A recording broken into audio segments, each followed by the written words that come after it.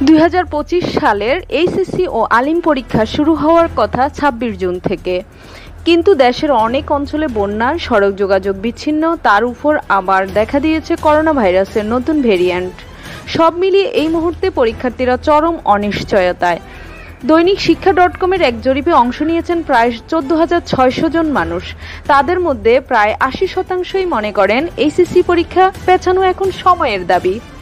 মাত্র 19% এর বিপক্ষে মত দিয়েছেন। রাজধানী সহ বিভিন্ন বোর্ড অফিসের সামনে মানববন্ধন করেছে শিক্ষার্থীরা।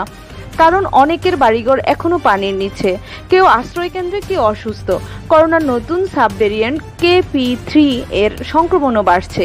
এই অবস্থায় স্বাস্থ্য ঝুঁকি ও শারীরিকভাবে কেন্দ্রে পৌঁছানো দুইটাই বড় চ্যালেঞ্জ।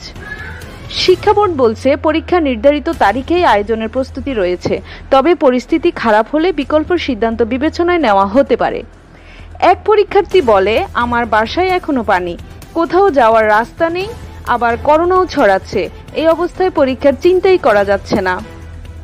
প্রাকৃতিক দুর্যোগ আর নতুন করোনা ভেরিয়েন্ট, এই দুই মিলে 2025 সালের এইচএসসি পরীক্ষার্থীদের পরিস্থিতি সত্যিই ভয়াবহ।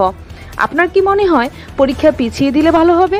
কমেন্টে লিখুন আপনার মতামত এবং চ্যানেলটি সাবস্ক্রাইব করে পাশে থাকুন সব শিক্ষা আপডেট পেতে।